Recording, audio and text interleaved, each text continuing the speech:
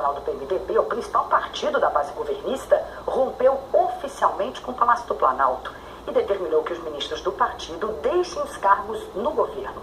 Eu vou conversar com a Andréa Sadi, que acompanhou tudo isso lá do Congresso Nacional. Andréa, boa tarde para você. Bom, ontem o ministro do Turismo já tinha desembarcado. Como é que vai ser esse outro desembarque desses outros ministros, Andréa?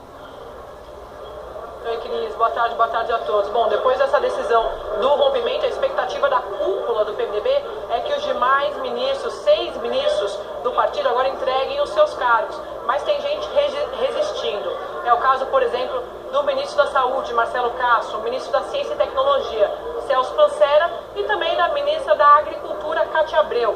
O ministro da Aviação Civil, Mauro Lopes, deve ser o primeiro a acompanhar esse movimento de Henrique Eduardo Alves. Como você disse, Cris, entregou o cargo do Ministério do Turismo ontem. Mauro Lopes e Celso Pancera conversaram com o vice Michel Temer sobre isso, sobre sair do governo, e agora a expectativa da cúpula é que isso aconteça nas próximas horas. Ou eles têm 3 alternativas, 3 saídas, segundo os integrantes da cúpula do partido. É deixar o partido, ou ficar no partido e enfrentar sanções, ou de fato acompanhar essa decisão do rompimento do partido. No caso da ministra Cátia Abreu, ela pode até ficar no governo, segundo informações de bastidores, contra essa decisão do PMDB, se por acaso ela conseguir um outro partido para se filiar. A gente contou esse movimento de bastidor aqui no final de semana, que ela estaria conversando já com o PSD, partido que ela também já foi do PSD, com o Gilberto Kassab, para voltar e assim ficar no governo, uma espécie de cota pessoal da presidente Dilma. Mas fato é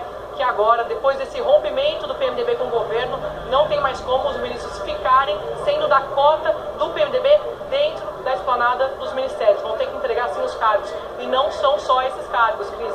São também, além dos ministérios, os cargos de segundo e terceiro escalão. A estimativa do PMDB é que eles têm cerca de 600 cargos. E é exatamente esses cargos que o governo vai contar agora para distribuir essa estratégia do governo de jogar com esse varejo que a gente chama, oferecer esses cargos para outros partidos da base aliada em troca de apoio pelo processo de impeachment. Agora, Cris, deixa eu contar um pouco como foi essa reunião relâmpago, que foi por aclamação, mostrando aí que já tinha o acordo pelo rompimento já estava firmado entre o vice Michel Temer, todo o PMDB e também com o presidente do Senado, Renan Calheiros. Isso é importante, porque Renan Calheiros, como a gente vem contando aqui, era a última trincheira dentro do PMDB que ainda apoiava o governo da presidente Dilma. Além de Renan Calheiros, tinha também o PMDB do Rio, mas na semana passada eles já se anteciparam, o diretório do PMDB Fluminense, dizendo que iam romper com o governo, que foi o que aconteceu hoje.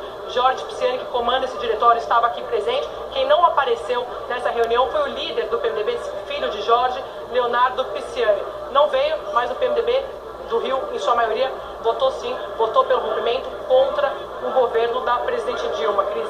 Essa reunião foi relâmpago, como eu disse, e no finalzinho eu conversei inclusive com o presidente da Câmara, Eduardo Cunha, quando ele estava se dirigindo para sair da reunião. E perguntei exatamente isso: nossa, foi tão rápida essa reunião? E ele respondeu assim: olha, eu achei lento, foi demais. Eu falei, mas foi cerca de 3 minutos. E ele respondeu assim: eu teria feito em 1 minuto. Isso para mostrar como o PMDB está querendo, aí os principais expoentes estavam querendo de fato esse